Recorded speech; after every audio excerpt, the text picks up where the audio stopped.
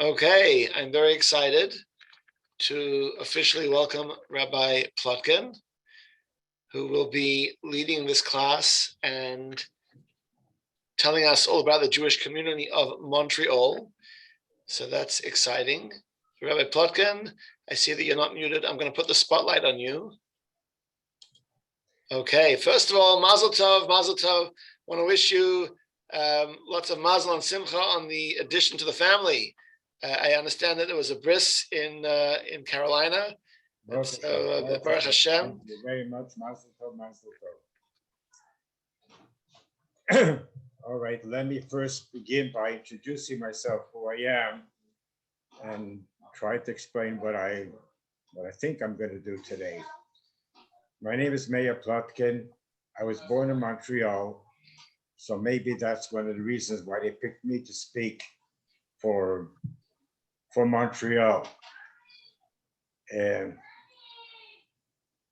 I could tell you about the history. I'm just giving a brief outline before I begin. I could tell you the history from Montreal, starting, let's say, in the 50s. Let's say 70 years ago. I was born from a religious, strictly observant family, not affiliated with any movement. There weren't so many movements to be affiliated with. And my late father was a successful businessman who never worked on Shabbos, did big business, manual business. And our home was raised with the strictest guidelines of kashrus, Yiddishkeit, etc.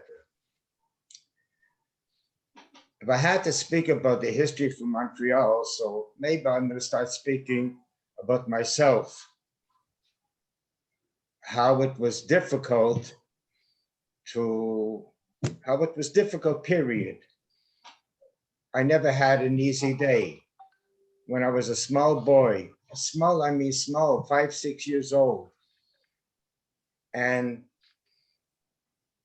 I had next door neighbors, they were all Jews, and I didn't understand why, but I was told that you can play with him with your tricycle outside in the street, but you can never walk into his house. And I never asked why, but later I understood, because if I walk into the house and they give me some candy, some chocolates, some biscuits, some cookies, etc., the house was completely not kosher, completely. And they were very nice people, very edel, very fine, very kind. But that's how Yiddishkeit was. To the extent, even when I got older, I had 3, 4 friends that I could be close with. Why? Because their families were not 99.9%, were 100% Shomerei Torah mitzvahs. You could call them ultra Orthodox. Not Hasidic Jews, clean-shaven people who worked for a living. Some worked for themselves, some worked for somebody else. But those were the only friends I could have. There was a time when I was already bar mitzvah. I wasn't a kid anymore. I knew every religious boy and girl in the whole city of Montreal without exaggeration. You know why? Hey, because there weren't a lot. Now, let me explain you a little bit the way I look at the whole situation of Yiddishkeit in Montreal. And the same thing is in Chicago, in Detroit, in San Francisco, in Los Angeles, and all the big cities, in Toronto, next door to Montreal. How Yiddishkeit didn't move and wasn't successful in bringing Yidden to Yiddishkeit in that time. The way I look at it is, my late father came to Montreal in 1904. That's 117 years ago, when he was 2 years old. And at that time, there was hundreds of thousands, and eventually there was millions of Jews who emptied out, mainly from Russia, some from Poland. The other countries, not so much. And there was a reason for it. And the reason was that even though there wasn't Nazism. They didn't want to kill the Jews. They did kill a lot of Jews, but not like the Nazis.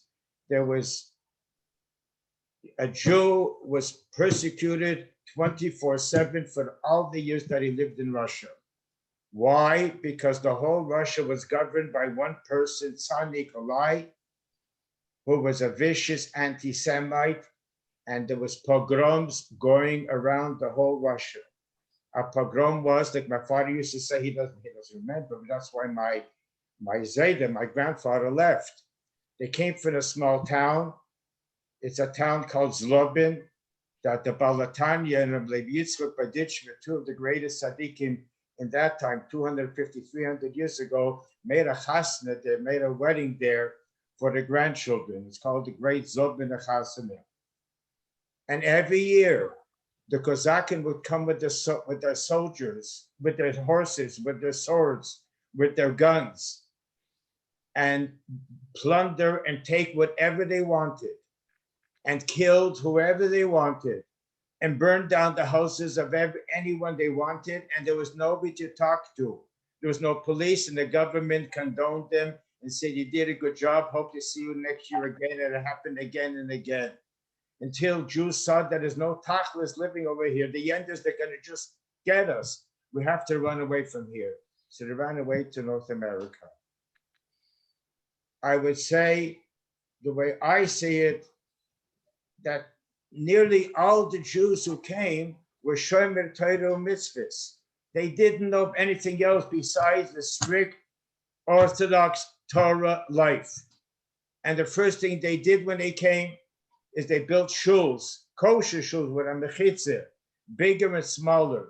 They built a mikveh. Outside Montreal, 100 miles from Montreal, Sherbrooke, Quebec, I visited there on the orders of the Lubavitcher Rebbe many years ago.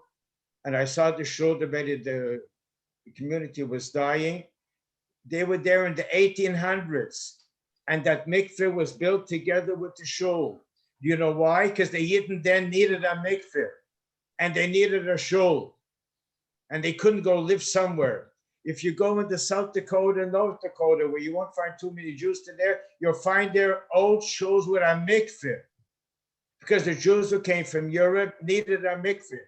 They needed Yiddishkeit, and they tried with all their kirkes, with all their strength, to keep up the life in Europe in America, but you couldn't. I'm going to say the way I look at it. If you have any questions, you can ask me. The way I saw it, the thing that defeated Yiddishkeit in the late 1800s, in the beginning of the 1900s, before World War I and right after World War I, were Shabbos. A Jew did not work on Shabbos, period. It doesn't matter who he was. Doesn't matter if he had a big business or a small business, if he was pauper, if he was rich. Shabbos, you don't work. It's Shabbos Kodesh, it's a holy day. And in North America, from one end to the other end, there was a 6-day workforce. And you had to work on Shabbos. And the Jew got a job. He was able to support his family with the salary he's going to get. And in wintertime, 5 o'clock, I heard the story, it's coming out of my ears. I heard the story from my members of my family, from my wife's family. You'll hear it all over. It came Friday afternoon, 2 o'clock, and he says to the boss, the job boss is Jewish. I have to leave because 4 o'clock is Shabbos. If you have to leave today, the day is over at 6 o'clock or whatever, pick up your check and don't come back next week. And this went on week after week, month after month, until eventually they had to work on Shabbos. And that simply killed them. If I work on Shabbos, then I'm not a complete Jew, which is, there's something in there. And that changed over. That the Jew who came from Europe, and he was so strong with Yiddishkeit, and he was so strong with everything, should go to the extreme to work on Shabbos openly, not hidden, which you're not allowed to do also now, but openly, working in a factory together with many people and other Jews also. Then Shabbos is not a Shabbos. You couldn't make Kiddush, you couldn't make Kiddush, depend the time, etc., etc. They tried to hold on to something, and there was nothing to hold on. And eventually, it took a toll. And this Jew himself lost his connection that he had before. And he lost his conviction. And he couldn't give it over even to his wife, even to his family. And you couldn't help him. What should he do? He has to work.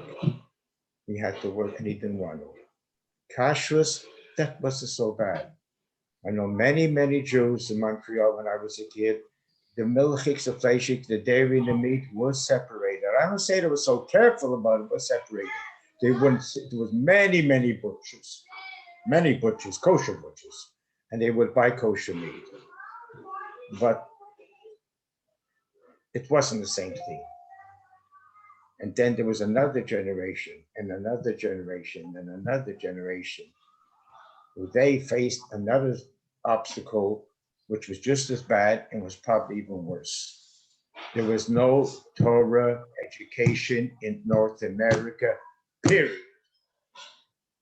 Period. There were Jews that came in 1880, and they came in 1890, and they came in 1900, like my father came. And there was nothing from Los Angeles to Montreal and in Canada. There was nothing. Torah Vadas began in the 1920s. And, to send a kid away from far away in those days over there, it wasn't so easy. Besides that, there was nothing. One yeshiva for North America, the kids didn't get an education, the kids weren't brought up properly, and eventually Yiddishkeit went down and down and down and down. And that's how it was in Montreal. So when it came in 1950, and I was growing up as a kid, Shomer Shabbos Jews, those that didn't work in Shabbos, not many. Talking real Shomer Shabbos Jews. They didn't work, period. Same thing that he did in Europe. Very few. And I guarantee you the same thing was in Toronto and Chicago and Detroit. There was more Jews that had a little bit more. It's the same thing. There was no education for the children. There was no Torah environment. There was no Shabbos. There was no Yiddishkeit. That's what happened. Montreal today is a Torah city. Yes, it's true. And it's flourishing. You can have a lot of nachas from it. So I'll tell you a little bit of the history of Montreal and why it flourished. Now I myself, I don't come from the Chabad family. Like I said before, 100% observant family. Big rabbonim, big people ate meat in my mother's house. There was a Rebbe in Montreal, the Tosher Rebbe, in the 1950s, who told a relative, he just came from Europe, by Mrs. Plotkin can have some flesh, by Mrs. Plotkin you can eat meat. He has today a whole community with hundreds of families, also part of Montreal. We'll soon get to him. 1941, there was not only Montreal, Toronto was the same thing. There was not one yeshiva. I say yeshiva, so I'll say an Orthodox day school for kids. Before high school, whatever you want, zero. There was Jewish schools.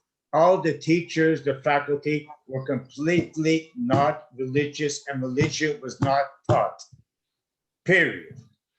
1941, escaping the Nazis in the middle of World War II, students who left Lithuania and Poland ran from one country to another country to get away from the Nazis. And eventually Nazis took the whole Europe, and they were one step ahead of them, and they ended up in China. The United States closed the border to them, and Canada opened up the border. Open just a small border, and allowed somewhere around 50 to 75 Torah students or rabbis to come to Montreal. Among them was 9 students from Chabad who learned in the Chabad yeshiva. There was over 300 students in Poland, in Warsaw, in the city of Warsaw. Warsaw was a city with 500,000 Jews in that city. And a big, big, big percentage, it could be even the majority, were Hasidic Orthodox Jews. Imagine a koyach, a strength. And that's where Chabad was located. Then he went to the outskirts of Chabad. My father-in-law, Rabbi Hendel Sholem, who became one of the chief rabbis in Montreal, the dean of the yeshiva, was one of them. And he came to Montreal together with other students in 1941. And they came on a Friday with an order from the Rebbe, the former Rebbe, our Rebbe's father-in-law. You came on Friday, Shalom Aleichem Hatzlacha. Sunday morning, you're opening up a yeshiva. And he opened the yeshiva with a handful of children from these 100% religious Jews who saw they weren't teenagers. They were right in the early 20s, probably in Poland. They would have been married already, but they're wandering around, so the last thing they were thinking about saving themselves, couldn't think about marriage. And they opened the yeshiva, and the yeshiva grew. And they started with maybe 10 students, and it worked themselves up to hundreds of students. That was the first yeshiva in Montreal that had like a kids in grade 1 who wanted to learn from 9 o'clock till in the afternoon, secular and Jewish studies, could learn with a Hasidic Lubavitcher Melamed. And that was the only yeshiva. But to a certain degree, I think to myself, what was their koyach? And that may be the lesson that I would want to give over today. What did they do so special that eventually that was the foundation? I think the thing that they gave over, the specialty that they gave over was it's possible to take the education that the children had in Europe, in Poland, Lithuania, Russia, Romania, when any country you came from, it's possible to do it in Montreal. And to prove it, we're doing it. The majority didn't go along with it. They were afraid to go along with it. Their parents already 40, 50 years in Montreal, and they went away from Yiddishkeit, and they were afraid to go back to it. They remembered the Zayda maybe, not that it has such a big contact with them, but they saw that it is possible. And that was the foundation that Yiddishkeit can be brought back. I'll go a little further, stop speaking about Chabad. After the 6-Day War in 1967, a revolution happened. The Arab world got very angry at the Jewish world. They ashamed them, how they were able to conquer the whole world in 6 days. And the majority of Jews who lived in those countries lived in Morocco. And right away they were told they were persecuted. They didn't want them there. And when the Arabs say we don't want the Jews got it. They understood, as Lech Lecha, we have to get out of there before we won't be able to get out. Now, where do they go to? The major language in Morocco used to belong to France, is French. Pertaining to Canada, you can say the whole North America, but Canada, Toronto is an English-speaking city in an English-speaking province, and Montreal is a French-speaking province. So they came to Montreal. Very traditional, not very religious. They had to go to the synagogue of Shabbos. I don't know if they wanted to, or maybe they were afraid of the Muslims, so went to the mosque on Friday, so they had to go to the synagogue on Shabbos. The stores were closed on Shabbos because the Arabs closed their stores on Friday. So they were traditional. In religious, not so much. It's not nice to say, but even though Montreal didn't do it, it was very, very rare. Someone who came from a European-backed country, that parents and grandparents and great-grandparents came from the European countries to marry a French-speaking, a French-Canadian girl, that wasn't popular. We didn't see so much. And when they came to Montreal, unfortunately, there was a lot of intermarriage with non-Jewish French Canadian girls in Montreal. Today, if you came to Montreal and you went to an area which is called Côte Saint Luc, which is from my house, you can drive there in 5 minutes. There's traffic, so it'll take you 7, 8 minutes. It's right near our area. That area is different than all the areas in Montreal, meaning so there's certain places that literally it's 100% Jewish. They say you have to find a goy. Shabbos is a problem. If you want a Shabbos goy, you're not going to find. And I remembered going there that I didn't see religious Jews, period. You didn't see.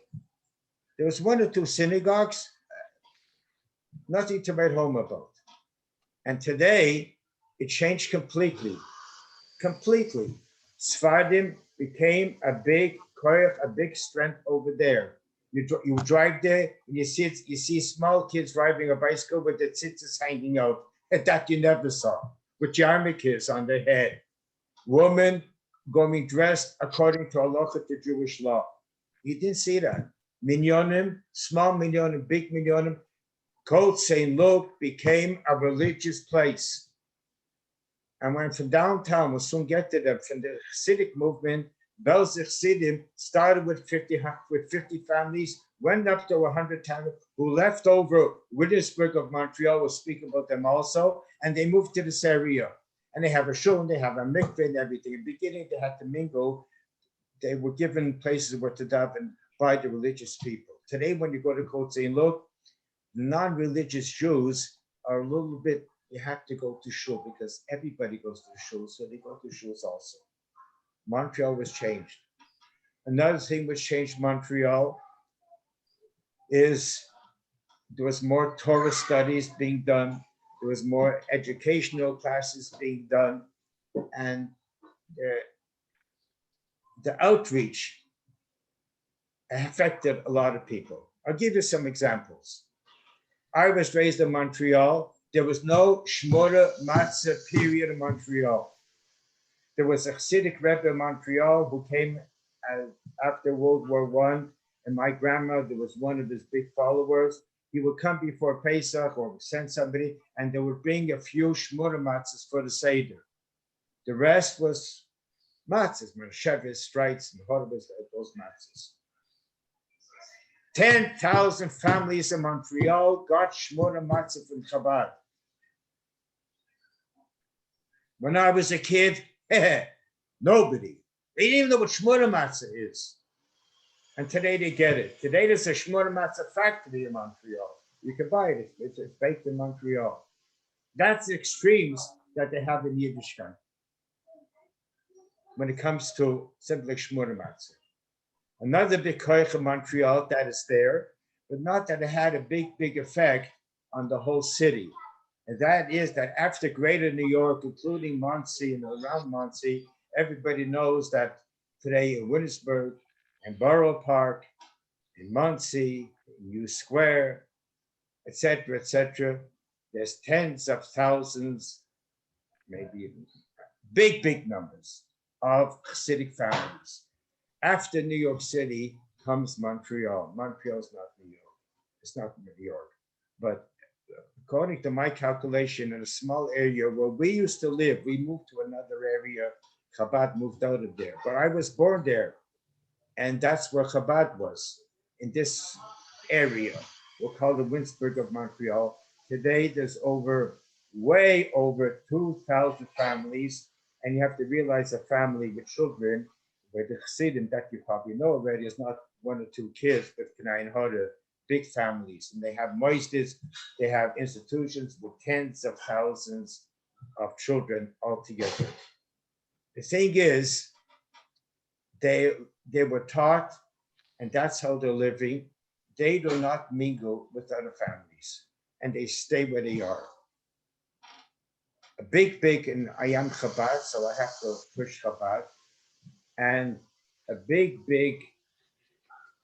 change of the greater Montreal that you have to give Chabad. And I'll soon tell you why. Not because I am a Chabad. I wasn't born in Chabad. After my bar mitzvah, I went to learn 2 years in a big yeshiva in New York, Torah Vadas, in Williamsburg, which is not a Chabad yeshiva. It was the biggest yeshiva in North America with over 2,000 students from grade 1 to the highest grades. And I was there. And when I was there, which is only an hour's walk from Crown Heights, and I was a young kid after Bar Mitzvah, I would walk myself many times on the Shabbos to be by the Rebbe. The big gatherings, which the Rebbe would gather at Chassidim in a hall because Seventh Assembly wasn't built yet by then. I would go there and I would stay till the end, till 5, 6 in the morning. And the next day I wasn't there by the classes because I had to be by the Rebbe. The Rebbe had a big effect on me. And in September 1958, I left for the desk. I came to learn in Yeshiva in Montreal, in the post-high school in the Beis Medrash. And I remained there and I studied there. And then I studied in Yeshiva by the Rebbe in 770. Today in Montreal, you have anywhere between 10 and 20 Chabad houses. And Chabad, the reason why they're so successful is it's not a show that they need a 10th one for $1 million. They took families and they brought them into their families. They brought them to spend the Shabbos at my table in my house. And I wanted to meet my family. And they became close. And you became close with someone who is not close to Yiddishkeit. And you show him kiddush, if you want to bring him closer, that has the biggest effect. And that's an effect that not everybody is willing to do because you have to have a backing to do it. You have kids at home. You have family at home. And you expose your children, your family, to people who do not know about it. You have to have a backing to do it. Chabad has a backing. And all the great leaders say the same thing. I heard it from them. The biggest Chassidish Rebbes, including the Satmar Rebbe. I heard it from them. The Lubavitcher Rebbe had great grace. The Lubavitcher Rebbe has wide shoulders. He can take things on himself that we can't take. I want to tell a little story, a story which happened with me. One reason I'm telling the story is unfortunately the son, not that I knew who he was, because he studied in Montreal. The son became one of the top people in Crown Heights, who he himself spread Yiddishkeit to thousands and thousands of families, the Duke family. The Duke family was manufactured in my house. And it didn't take me long. It took me 24 hours. And I'll tell you the whole story. And with that, we'll conclude. And you can see how Chabad works. And if you do that work, if you do it the right way, you're bound to succeed, and you can see it. And that's why today in the Chabad community, when they say there's 350, 400 families, I tell you that 50% of more are all those who came from non-Chabad, and a big, big percentage, nearly all of them, not religious. And today they're one of the beautiful families in Montreal. I come home from work on a Wednesday or middle of the week. My wife tells me that we're getting a student who's learning University of Montreal, and he's from Winnipeg, Manitoba, and he's coming to us for Shabbos, which is nothing special in our house. And I started thinking, Winnipeg, Manitoba, I know the shliach. We lived together in 770. I'm older than him, so I didn't must have moved both with him. Yeah, he probably had to send him to Montreal. He said, go to Mayor Kotley. You'll end up okay over there. Anyway, this guy calls me up Friday in the afternoon. Shabbos was late. It was in the Sunday. It was in the summer. I remember the date. The 15th day of Tammuz. Just don't find out. And he calls me up about 2 in the afternoon. Rabbi Clark. I said, yes. I said, I'll find you. When should I come? I said, you can come whenever you want. I'm home already. But Shabbos begins at 8 o'clock or something. But you can come whenever you want. You can eat before. You don't have to wait till 9, 10 o'clock at night. You can eat again then. And he comes to my house and he tells me a new story. Yeah, forget about Chabad. We got out of Hungary in 1956, the revolution. I remember that. But this story happened. I got married in 1965, so 1970, the early 70s, something like that. And Yiddishkeit, zero. He never spent a Shabbos in a religious atmosphere, never. So how did he end up by me? So Chabad, which I don't know anything about, they hung up in the bulletin board, why spend Shabbos alone, spend Shabbos in the Hasidic atmosphere, in Hasidic Shabbos food, I don't know, but they're free. So the guy figured, why not? I was never at Hasidic Shabbos. He was never a good Shabbos. So that's how he's here. I have a family of small kids. So I gave him a talk. They take long 5 minutes. I said, one thing you have to understand, that there's only one kind of a Jew. There's no two kinds of a Jew. There's a Jew, period. And everything which pertains, and everything which is written in the Torah, and when everything that you have to do pertains to every single Jew, with no exception. As the Rebbe used to say, there's not a Jew who is observant, he's not observant. The Rebbe says there's a Jew who's observant and he's not yet observant, but he's going to be observant. You're going to spend Shabbos in my house the way I Shabbos, and I'm asking you to do it for me. He said, right away, I'll do it. I said, you see the light is on, but you see there's a clock over here. It's going to open the light and close it. We don't open and close the lights. You see the telephone? I'm soon going to disconnect it. I don't want anybody ringing me because I don't answer the telephones. I don't need, like they say in Yiddish, clap in a cup. I don't need it. No telephone. We don't even put a Kleenex in our pocket. Our pockets are empty when we go to shul, etc., etc. Then I showed them the stove. We don't cook on Shabbos. Don't worry, you're going to have food over here. I'm not going to go away hungry. And I showed them about cholent and about how the stove is set up for Shabbos. And you are exactly like me. And that's how you're going to be the whole Shabbos. And that's how you're supposed to be your whole life. He went along 100%. I had one big drawback that the student was going. His name is, he's in Crown Heights today. I think he's in Crown Heights. That's Duke's father.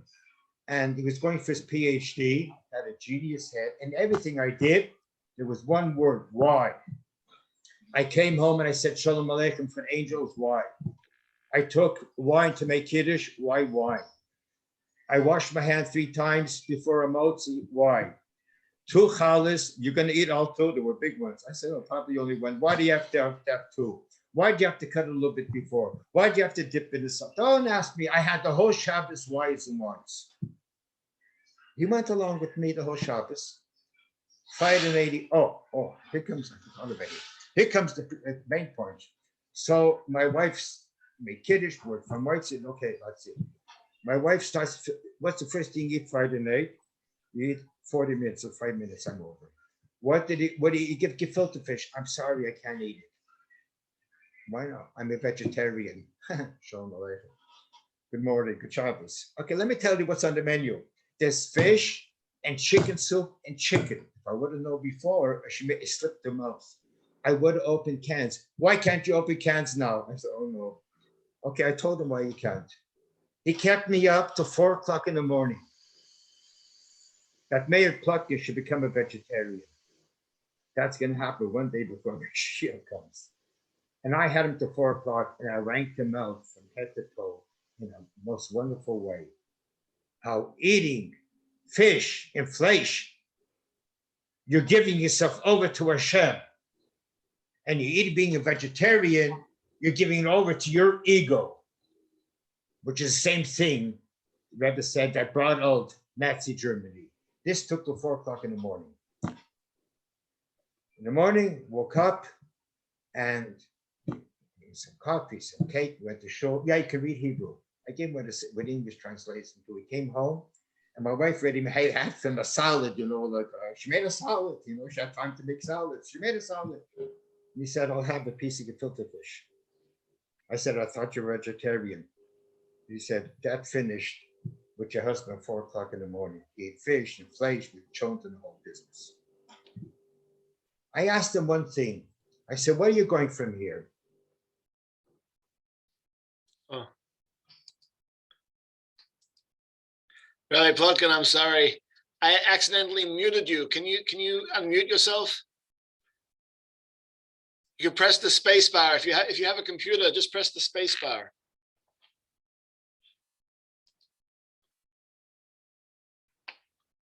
Oh, I'm sorry. I wanted to unmute everybody else, and I accidentally muted you.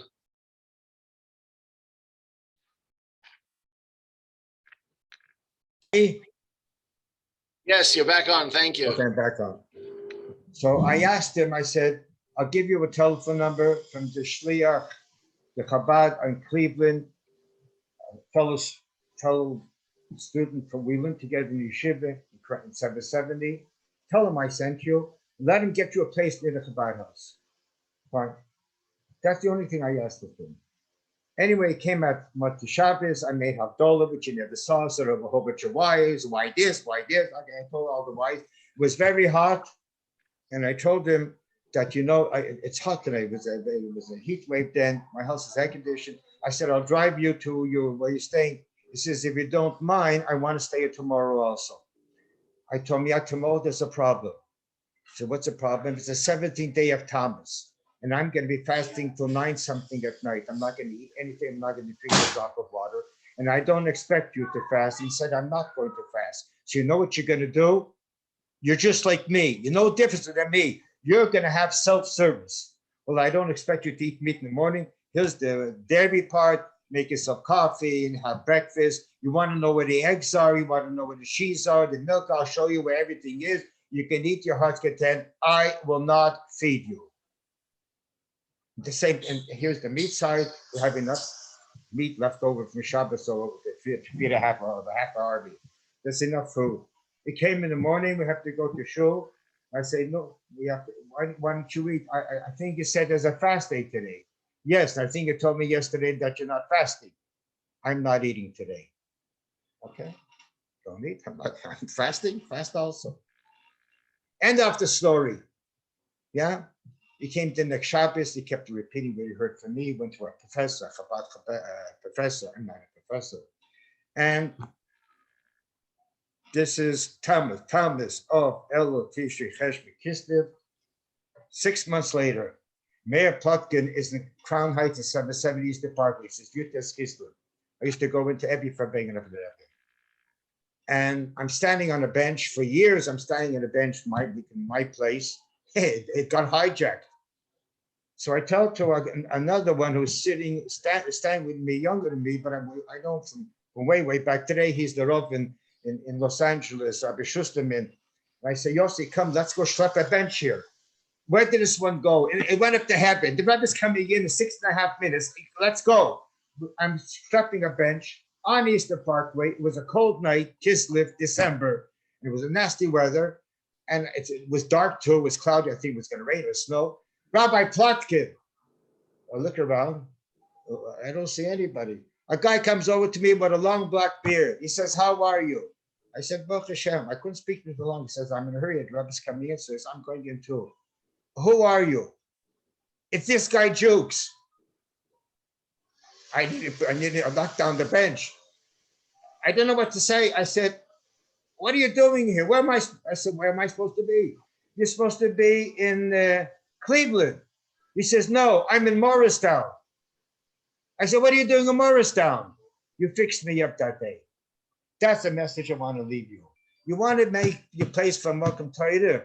Take them into you.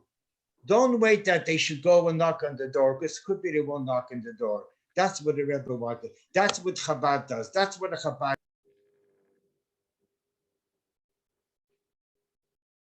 Oh, Rabbi, I don't know. You're muted again somehow. You may have hit the mute button by mistake. On your computer screen, we can't hear you. You're muted. Okay, so I think we're ready for questions. As soon as we can get Rabbi Plotkin to be unmuted again. In the meantime, everyone should think of their questions. And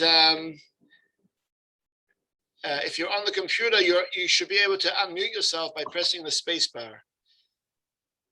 There we go, Rabbi, you're unmuted again.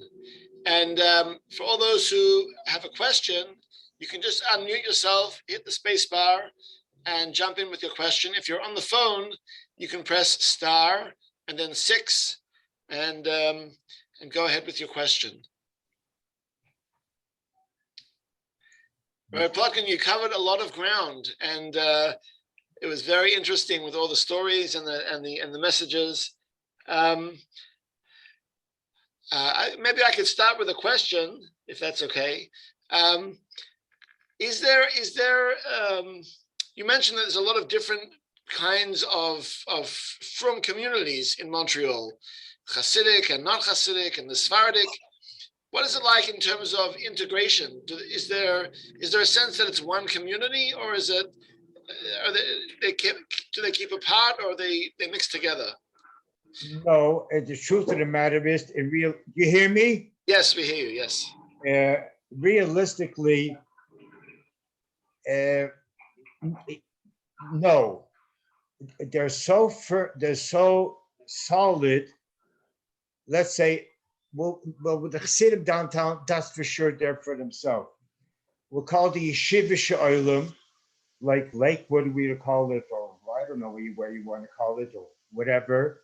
They're by themselves. It's they're by themselves. There's no animosity one to the other. Absolutely not. Chabad isn't Chabad. The Yeshivish is by the Yeshivish. Sfardim by themselves.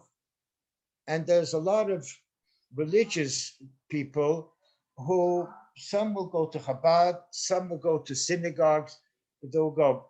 It's not really what community. Of course, there's only one rabbinical court in Montreal, and there's always been only one rabbinical court, the Vad Rabbanim, which that always had in them, especially in the later years, one or two of the Hasidic rabbis, Rabbanim, from Satmar or from Bells, and they're in there still today, and they all work together.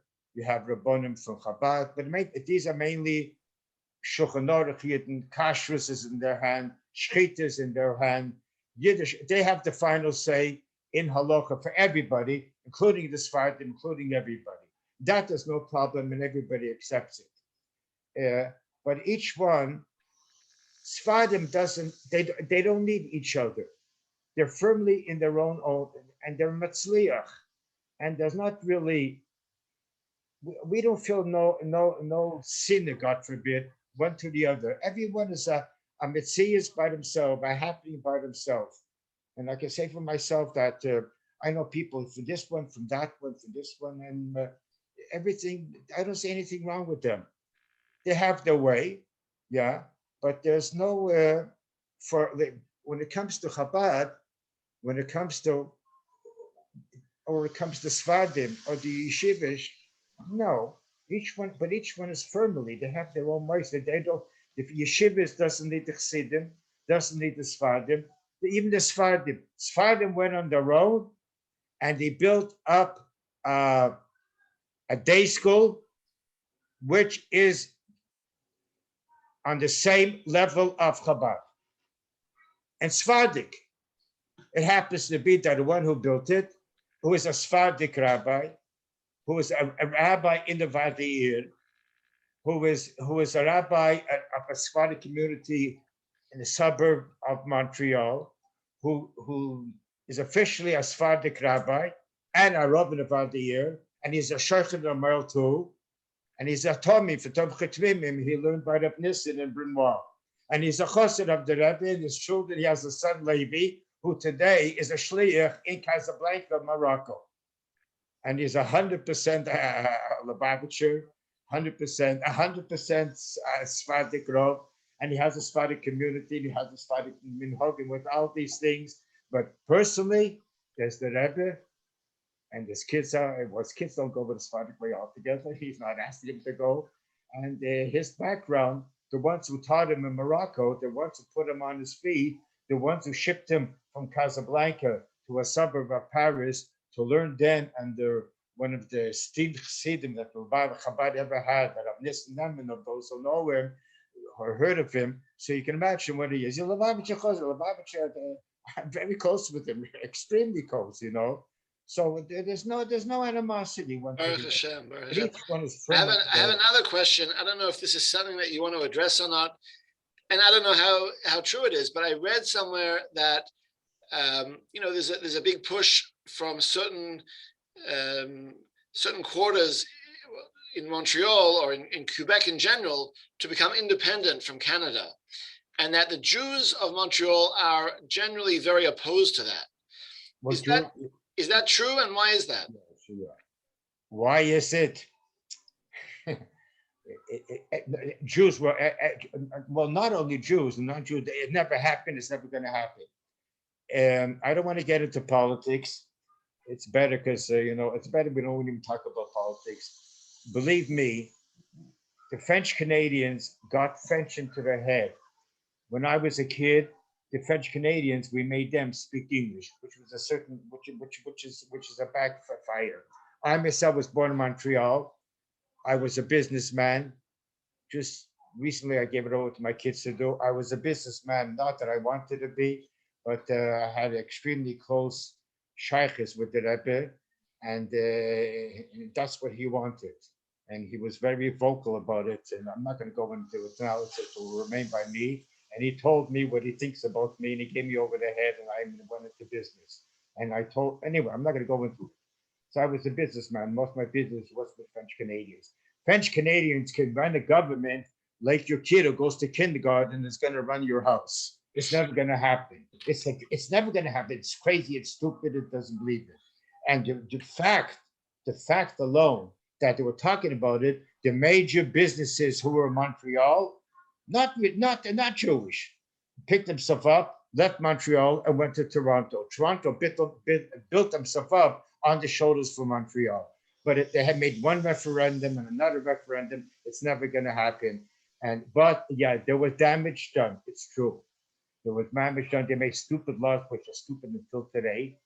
And the French, they went overboard with French, and businesses left Montreal. Toronto became what Toronto is on the shoulders from Montreal. But that's history. They won't even make a referendum today. The members of parliament, they had members in the parliament in Ottawa. They don't even have one member today. They don't even exist. That party maybe exists in name. Their history. It's not going to happen. It were tough years. The Rebbe said you shouldn't worry. People were worried. They wanted to leave Montreal. The Rebbe said then you shouldn't worry because it's not going to happen. That's exactly what it didn't happen once. And today it's history. Damage was done. Not so much to Yiddishkeit. I mean, Yiddishkeit flourished, the government never came against Yiddishkeit. They never mixed into it. They were always, what we wanted to do, we did, and they let us do it. So you can't really say they were against Jewish because it's not true. But if we want to have a Boiler parade, we had a Boiler parade. Any way you wanted to do it, they wouldn't say a word. French, you got to do it, but it's not going to happen. Quebec will not separate. Does anyone have any other questions for Rabbi Plotkin? Okay, well, thank you so very much, Rabbi Plotkin. It's been a very interesting journey into the history of the Montreal Jewish community. I want to wish you again, Mazel Tov. I just want to finish again, and I'll say again, that this is something which we heard from the Rebbe countless times. I saw the Rebbe for the first time in 1957, and I was always a self-employed person. So they have a cheshbon. Other guys kept cheshbon. I never kept the calculation. I used to travel from Montreal to New York 12 times a year, every year, to be by the Verbeges from the Rebbe. And we heard from the Rebbe countless times, come close to your fellow Jew, show him kindness and good deeds, and you'll bring this Jew closer to you. And that's the Koyach from Chabad. And Avis Yisrael will bring Mashiach. Thank you very much. Amen. For having me. Okay. Thank you. Be well, everybody. We'll see you next time. With Mashiach. Amen. Okay. Bye for now. Thank you very much.